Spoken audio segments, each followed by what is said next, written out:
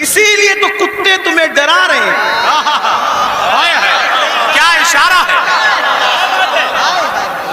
جب تک تم کتوں سے نہیں ڈرتے تھے بہادر تھے, کتوں میں ہمت نہیں تھی تمہیں ڈرانے کی. جب سے تم گناہ کر کے بزدل ہوئے, چھوڑ دو رات میں گندی فلمیں دیکھنا, بستر پہ پاپ کی فلم دیکھنے کی بجائے مصلے پہ رو کے دیکھ, جیسے اصحاب کہف کے پیچھے کتا تم ہلا کے چلا تھا, اب بھی کتے تیرے پیچھے تم ہلاتے ہوئے نہ. نعرہ تکبیر, نعرہ رسالت, نعرہ حیدری, مسلک اعلی حضرت. مراد آباد والوں, ہندوستان میں رہنے والے کتے بہادر نہیں ہوئے, تم بزدل ہو گئے. بزدلی سے نکلو, کتا پھر کتا ہے. میں کسی کو نہیں کہہ رہا ہوں, میں تو کتوں پہ بات کر رہا ہوں. امید ہے کہ مراد آباد کے کتے اگر پاس میں بیٹھ کے سن رہے ہیں تو ان کو برا نہیں لگنا چاہیے. رامپور کے کتے اگر یہاں کہیں سن, ان کو برا نہیں لگنا چاہیے. جب وہ چند جوان, توجہ کریں کتے تم پیچھے کیسے ہلاتے ہیں, چند جوان, پاکیزہ جوان, متقی جوان, پرہیزگار جوان جب اپنا ایمان بچانے کے لیے دقیانوس کے خوف سے گھر سے نکلے تو وہ چپکے سے رات کو نکلے تو پیچھے کتا بھی ہو گیا. ان جوانوں کو خوف ہوا, کتوں کا کام بھونکنا ہے, اگر اس نے بھونک دیا بھونکے گا یہ, پکڑائے گا ہمیں. اس جوان نے پتھر اٹھایا, کتے کی طرف مارا, کتے نے پیچھے کے پیر پہ کھڑے ہو کے آگے کے پیروں کو ہاتھ کی شکل دی اور اللہ سے کہا مجھے زبان دے تاکہ تیرے وفاداروں سے میں بات کر سکوں. اور پھر کتے کو اللہ نے زبان دی تو کتا بول پڑا, او اللہ والے تجھے خوف ہے کہ میں بھونکوں گا, ہم کتے ہیں مگر پتا ہے کس پر بھونکنا چاہیے کس پر نہیں.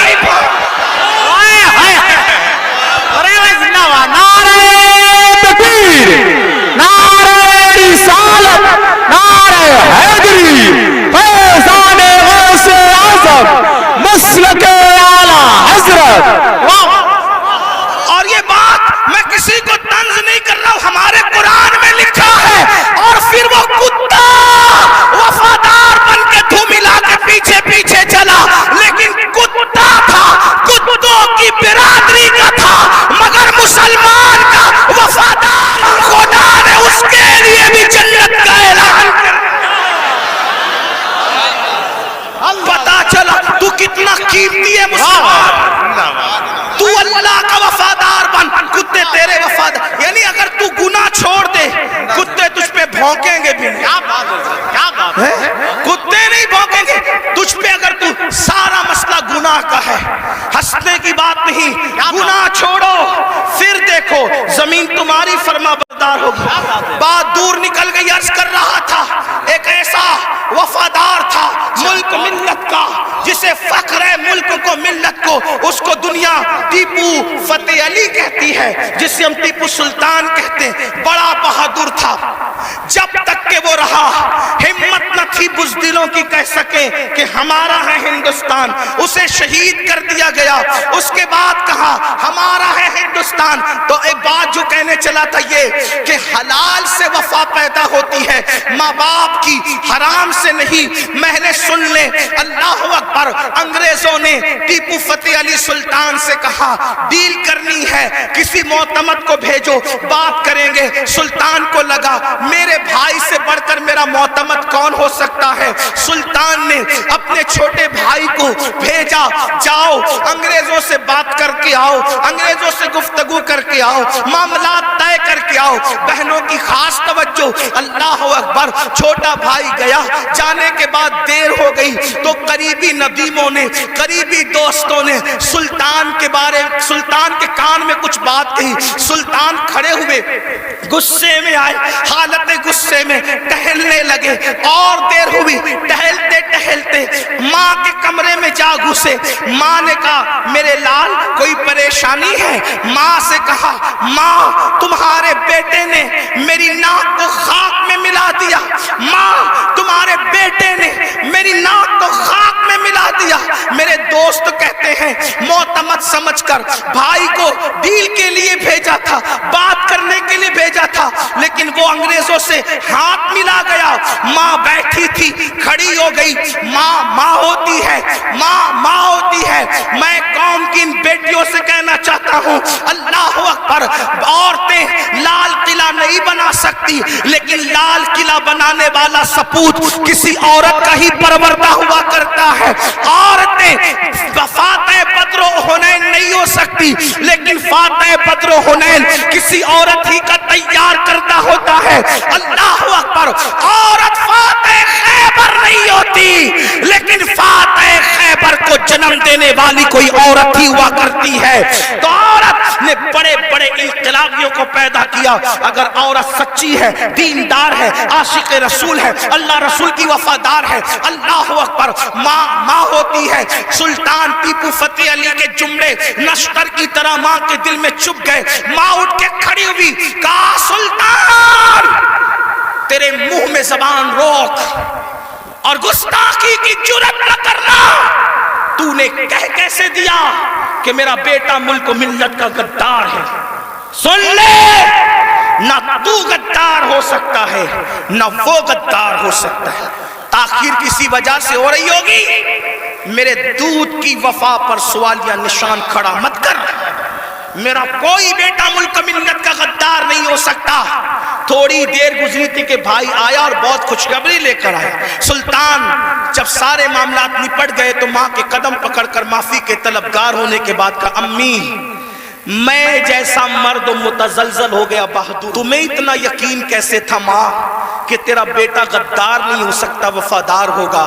تب ماں نے کہا تھا, بیٹا مجھے اپنے آپ پر نہیں رسول اللہ کی نسبت پر یقین ہے. جب میں نے تجھے اور تیرے بھائی کو دودھ پلایا تو کبھی بغیر وضو دودھ نہیں پلایا. ہمیشہ میں نے با وضو مدینے کے تاجدار پر درود پڑھتے ہوئے دودھ پلایا ہے. یہ وضو اور درود کی برکت ہے کہ میری کوئی اولاد ملک ملت کی کبھی غدار نہیں ہو سکتی. سود کا پیسہ کما کر بچوں کو حرام کھلا کر چاہتے ہو تمہارا بیٹا فتح علی بنے؟ یاد رکھنا, یہ بہنیں ہیں, سیریل دیکھتے ہوئے بچے کو دودھ پلائے گی, زنا کے مناظر دیکھتے ہوئے دودھ پلائے گی, گندے گانے سنتے ہوئے دودھ پلائے گی.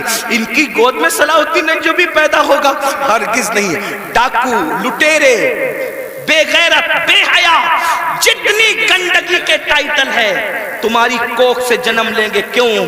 اس لیے کہ تمہاری گود میں مریم کا تقدس نہیں, تمہاری گود میں سیدہ فاطمہ الزہرا کی حیا نہیں, تمہاری گود میں عائشہ صدیقہ کی پاکیزگی نہیں. کتنی گندگی کرو گے؟ کم سے کم مسلمان ہونے کا تو خیال کر لو, کم سے کم آخرت کا خیال کر لو. بات سمیٹتے ہوئے عرض کروں, آپ دیکھیں تو صحیح, اندازہ تو کریں. 8 دن سے مسلمانوں کی جو شریف اور دل میں درد رکھنے والا مسلمان ہے, ان کی آنکھوں سے آنسو نہیں خشک ہو رہے ہیں. علماء قنوت نازلہ پڑھنے کی گزارشات کر رہے ہیں. قبل اول بیت المقدس کا کیا حال, فلسطین کی سرزمین پر مسلمانوں کی پوزیشن. ہم سے زیادہ انٹرنیٹ کا استعمال آپ کرتے ہو, ہم سے زیادہ یوٹیوب فیس بک استعمال آپ کرتے ہو. دیکھو ان کے گھروں کا حال, غور کرو, سوچو, توجہ کرو. نہیں دیکھی وہ کلپیں؟ ایک ماں کے 2 بچے, دونوں شہید ہو گئے, اس کی گود اجڑ گئی. میں یہاں جو مائیں اور بہنیں موجود ہیں ان سے کہنا چاہتا ہوں, کسی ماں کی گود کا درد ایک عورت سے زیادہ کون محسوس کر سکتا ہے؟ لیکن ہم کیا کر رہے ہیں پتہ ہے؟ ہم اتنا بڑا کارنامہ انجام دے رہے ہیں اس میں, فلسطین کے مسلمانوں کے اس میں, کہ جو ویڈیو اور جو کلپیں اور فوٹوز آ رہے ہیں بس ایک دوسرے کو گروپ میں شیئر کر رہے ہیں, دیکھو یہ ہو رہا ہے, یہ ہو رہا ہے. ان کے لیے کیا گیا؟ ان کے دکھ میں کہاں شریک ہو تم؟ بتاؤ. اللہ کے رسول صلی اللہ علیہ وسلم نے فرمایا, مومن ایک جسم کی طرح ہوتا ہے.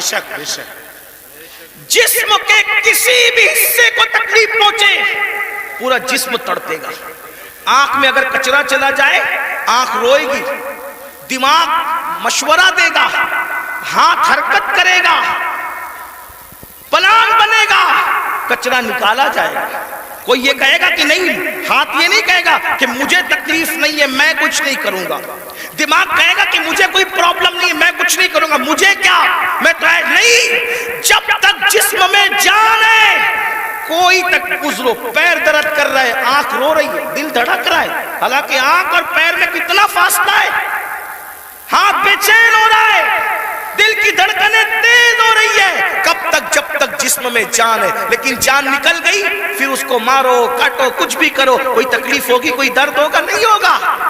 تو جب تک مسلمانوں میں ایمان ہے کسی بھی مسلمان کو دنیا کے خطے میں تکلیف پہنچے گی وہ تڑپے گا, وہ بے چین ہوگا, وہ بل بلائے گا, وہ بلکے گا. آپ سے پوچھتا ہوں کیا دکھ میں شریک ہوئے؟ ہاتھ مت اٹھانا, لیکن اپنے آپ میں ڈوب کر سوچو کتنے مسلمان ہیں جنہوں نے فلسطینی مسلمانوں کے لیے اللہ کی بارگاہ میں رو رو کر دعا کی. جو قوم اتنی خود غرض ہو کہ وہ اپنے پڑوس میں رہنے والے بھائی کے دکھ پر نہیں روتا, وہ فلسطینیوں کے دکھ پہ کیا روئے گا؟ ان سے کوئی تمہارا رشتہ نہیں ہے جن کی گود خالی ہو گئی, جن کے گھر ویران ہو گئے, آبادیاں قبرستانوں میں تبدیل ہو گئی. سوچو ان کے گھر کی چھت بھی ختم ہے, وہ بغیر چھت کے زندگی گزارے, جوان عورتیں بیوہ ہو گئی ہیں, لاشیں اتنی لاشیں ہیں کہ پہچان نہیں ہو رہی ہے, دفن کرنے کے لیے جگہ کا معاملہ, کفن کا معاملہ. ایک لیڈیز کی 1 منٹ کی کلپ میرے کان میں آئی, میں پوری سن نہ سکا, تڑپ گیا.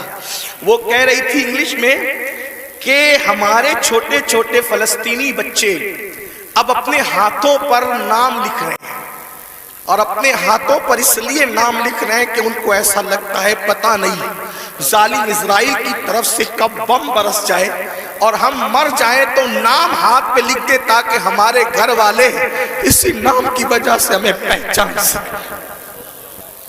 کوئی تعلق نہیں ان سے آپ کا. آج بھی مسلمان مسجد کو ویران کرتا رہے گا. آج بھی زنا کی فلم دیکھو گے تم, آج بھی چہرے سے داڑھی مڈا کر گٹر میں پھینکو گے تم. برا مت ماننا, وہ جس بہن کے دونوں بچے اس کی گود میں شہید ہو گئے, اگر اس بہن کی بجائے آپ کی بہن ہوتی تو بھی آج آپ ایسے ہی گناہ کرتے. اللہ ان کی چھتیں جو برباد ہو گئی, اللہ نہ کرے, اللہ تمہیں وہ دن کبھی نہ دکھائے, فقیر کی دعا ہے. اگر ان کی جگہ تمہارے بھی چھتیں ختم ہو جاتی تو تم ایسے ہی دھینگا مستی کرتے, ایسے ہی عیش و عشرت کرتے. کوئی تعلق نہیں ہے ان سے, رشتہ بس اتنا ہی کہ وہ کلپیں بانٹتے پھرو گروپ پر. ارے کم سے کم یہ تو سوچا ہوتا کہ ہزاروں کلومیٹر دور ہم ہیں, ان کی کوئی مدد نہیں کر سکتے. میں تو پورے ہندوستان میں لوگوں کو, نوجوانوں کو کہہ رہا ہوں, جنگ فلسطین میں ہو رہی ہے, اس جنگ کو لے کر ہندوستان کا ماحول خراب کرنے کی کوئی کوشش نہ کرے. اپنے ملک میں امن رکھو, روڈ پہ نکل کر غلط نعرہ نہیں لگانا, حالات خراب نہیں ہونا چاہیے. کیا مدد کر سکتے ہو؟ آسان طریقہ, 1450 سال پہلے رسول اللہ نے ہتھیار دیا, الدعاء صلاح المومن, دعا مومن کا ہتھیار ہے. روڈ پہ نکلنے کی بجائے 5 وقت مسجد کو بھر دو, اور ہر مسلمان گڑ گڑا کر فلسطینیوں کی مدد کے لیے اللہ سے دعا کرے, بیت المقدس کی حفاظت کے لیے دعا کرے, اور ظالموں کی بربادی کے لیے دعا کرے. ہتھیاروں میں جتنی طاقت نہیں ہے اس سے زیادہ طاقت اللہ نے مسلمانوں کی دعا میں رکھی ہے. انشاءاللہ تم گڑ گڑاؤ گے, گناہ سے توبہ کرو گے, دعا کرو گے, انشاءاللہ فلسطینیوں پر اللہ کی مدد نازل ہوگی, بیت المقدس کی حفاظت ہوگی, ظالم کیفر کردار تک پہنچے گا. لیکن بڑی معذرت کے ساتھ نہیں آتے ہو نا, مسجد کی طرف نہیں آتے ہو, سب طرف جانا چاہتے ہو, مسجد کی طرف نہیں آتے ہو. پھر کہتا ہوں کتے سے سیکھ لیا ہوتا, جب کوئی کتے کو ڈنڈا مارتا ہے تو کتا چلاتے ہوئے کسی اور کے دروازے پہ نہیں جاتا, کتا چلاتے ہوئے اپنے مالک کے دروازے پہ آتا ہے. کتے کو پتا ہے کوئی مار رہا ہے, اگر مار سے مجھے کوئی بچا سکتا ہے تو میرا مالک ہی بچا سکتا ہے. مسلمانوں, دنیا تمہیں اتنا پیٹ رہی ہے, دنیا تمہیں اتنا لوٹ رہی ہے, کتا پیٹنے کے بعد مالک کی چوکھٹ پہ آ جاتا ہے. تم انسان ہو کر کب آؤ گے مالک کے دروازے پر؟ اللہ کے دروازے پہ کب آؤ گے؟ یاد رکھنا کل بھی اپنے مسائل کا حل اللہ کی چوکھٹ پہ تھا, خدا کے در پہ تھا. آج بھی اپنے مسائل کا حل اللہ کی بارگاہ میں ہے. پلٹ آؤ اللہ کی طرف. کہیں پناہ نہیں ملے گی, پناہ ملے گی تو اسی کی بارگاہ میں ملے گی. رجوع ہو جاؤ اس کی طرف. گناہ کر کے نہ کسی کو عزت ملی ہے نہ آپ کو عزت مل سکتی ہے. مجھے پتا ہے ان ہزاروں جوانوں میں کچھ ایسے سعادت مند چہرے مجھے نظر آ رہے ہیں جن کے دلوں میں واقعی امت کا درد ہے, قوم کا درد ہے. وہ پلٹیں گے, وہ توبہ کریں گے, وہ نادم ہوں گے. ہاں ہاں میری قوم کے جوانوں, ضرور یاد رکھو ہر دروازے پہ جا کر کے اگر انسان جرم کا اعتراف کرتا ہے, دنیا کی عدالتوں کا دستور ہے جہاں پر جرم کو قبول کر لو تو عدالتیں سزا سناتی ہے. ایک میرے اللہ کی عدالت ہے, وہاں جرم قبول کر لو تو سزا نہیں سنائی جاتی بلکہ معاف کر دیا جاتا ہے. ہر جگہ کا دستور ہے کہ اگر جرم قبول کر لو تو لوگ ذلیل کرتے ہیں. یہ میرے اللہ کی شان ہے, جرم قبول کر لو تو یحب التوابین کا خوبصورت تمغہ گلے میں ڈال دیا جاتا ہے اور محبوب بنا لیا جاتا ہے. تو آؤ نا میرے بھائیو, اللہ سے دور کیوں ہو؟ وہ اللہ جس کا فرمان ہے کوئی میری طرف چل کے آتا ہے تو میری رحمتیں اس کی طرف دوڑ کر جاتی ہے. یاد رکھنا لڑکا لڑکی کے ناجائز تعلقات میں کوئی لطف نہیں ہے, یہ توائی ہے. آؤ اللہ سے تعلق جوڑیں. کیا بات, واہ, آؤ اس کے قریب ہو جائیں. سبحان اللہ. میں نے تو یہ بزرگوں سے سنا بھی اور محسوس بھی کیا, سب سے تعلق جوڑنا مشکل ہے. کیا بات جی حضرت. رضا نگر رامپور والوں توجہ ہے, گرد نواز سے آنے والے سب سے تعلقات بنانا مشکل ہے. سب سے آسان اگر کسی سے تعلق بنانا ہے تو اللہ سے. جلدی ناراض نہیں ہوتا, سبحان اللہ. توجہ, کیا بات. جلدی ناراض نہیں ہوتا, جلدی راضی ہو جاتا. واہ, رب کو منانا بہت آسان ہے, لیکن یہ میری قوم کی جفاکاریوں کا ماتم کون کرے؟ سب کو منانا چاہتے ہیں, رب کو نہیں منانا چاہتے, کیونکہ رب کی ناراضگی کی ان کے پاس اہمیت کیا ہے؟ سیٹ ناراض نہیں ہونا چاہیے, بیوی ناراض نہیں ہونا, حتیٰ کہ جن بچوں کو ہم نے پیدا کیا جو ہم سے وہ بچے ناراض نہیں ہونا چاہیے. بچے کہے بیٹا ابا کھلونا لے کر آنا, بھول گئے تو کہتے بیٹا سوری, سوری بیٹا نہیں لا سکا, بھول گیا نا, کل لائیں گے. اس سنڈے نہیں لے کر کے چلے تفریح کے لیے. ہم بھی 50 بار سوری بول چکے اپنے بچوں کو, اس لیے کہہ رہا ہوں. ہاں, لیکن آپ سے پوچھتا ہوں, اپنے چھوٹے چھوٹے بچوں کو منانے کی فکر ہے, وہ یار وہ رب, آپ ذرا غور کرو اس کی نعمت پہ غور. چلے بات میں ختم کرنے لگا تھا, لیکن ایک بات بہت سوچنے کی ہے. جی حضرت. اس کی نعمتوں پہ غور کرو. اللہ تعالیٰ پیدا ہونے سے لے کے مرے دم تک ہمیں آکسیجن دیتا ہے. اپنے گھر پہ کیا بل آتا ہے مہینے کا؟ کیا بات. کسی گھر بھیجا اللہ پاک نے کوئی بل بھیجا؟ کچھ مانگا اللہ نے؟ اگر 8 گھنٹے ڈاکٹر آکسیجن لگائے نا تو اتنا لمبا بل آتا ہے کہ انسان سوچنے لگتا ہے کہ میں کہاں چلا گیا تھا. یہی ہے نا جی. ڈاکٹر نے 8 گھنٹے کی آکسیجن دی تو ہزاروں وصول کر لیا, ہے نا, ہے نا. اللہ تعالیٰ نے پوری زندگی آکسیجن ہمیں فری میں. کچھ مانگا, بولو کچھ مانگا اللہ نے؟ مجھے بتاؤ تو صحیح, کچھ مانگا اللہ نے؟ کچھ نہیں. یہ زمین اللہ نے دی ہے چلنے کی, آسمان کا سائبان. میرے بھائی جب سوتے ہو نا تو یہ کیڑے مکوڑے ہمارے ناک اور کان میں نہیں جاتے. 99% لوگوں کے کان میں کیڑے مکوڑے, حالانکہ کیڑے کی فطرت ہے کہ جب سوراخ دیکھے گا تو اس میں گھس جائے گا. کیوں نہیں جاتے پتہ ہے؟ 60 فرشتے ہر انسان پر اللہ نے حفاظت کے لیے مقرر کر رکھا ہے. کیا ہے. ناک اور کان میں کیڑے بھی نہ جائے میرا اللہ بچاتا ہے. سوچو تو صحیح نہیں, غور کرو. گھر سے نکلتے ہو نا اللہ کا نام لے کر, 2 فرشتے حفاظت کے لیے مقرر کرتا ہے جب تک گھر پر لوٹ نہیں جاتے. ماں کے سینے میں دودھ کس نے پیدا کیا؟ پیدا ہونے سے پہلے اللہ نے. اور سینے میں دودھ پیدا کرنے کے بعد ماں کے دل میں ممتا بھی پیدا کی کہ اس کو پلا. اگر اللہ نفرت پیدا پیدا کرتا تو درجنوں عورتیں ایسی ہیں جو اپنے بچوں کو چھوڑ کے ہاسپٹل میں بھاگ گئی. اگر ہماری ماں بھی چھوڑ کے بھاگ گئی ہوتی تو عزت کے ساتھ ایسے بیٹھتے یہاں؟ تو اس ماں کے دل میں کس نے پیار دیا؟ خود سردی میں ہمارے پیشاب پہ سوتی رہی اور ہمیں گرم بستر پہ سلایا. کس نے پیار دیا اس کے دل میں؟ اللہ نے. کھڑے ہونے کی طاقت کس نے دی؟ جاؤ لنگڑوں سے پوچھو پیر کی قیمت کیا ہوتی ہے. جاؤ پوچھو. جتنی بے وفائی کرنا ہے میرے اللہ کے ساتھ کر لو, ایک دن اللہ کی عدالت ہے.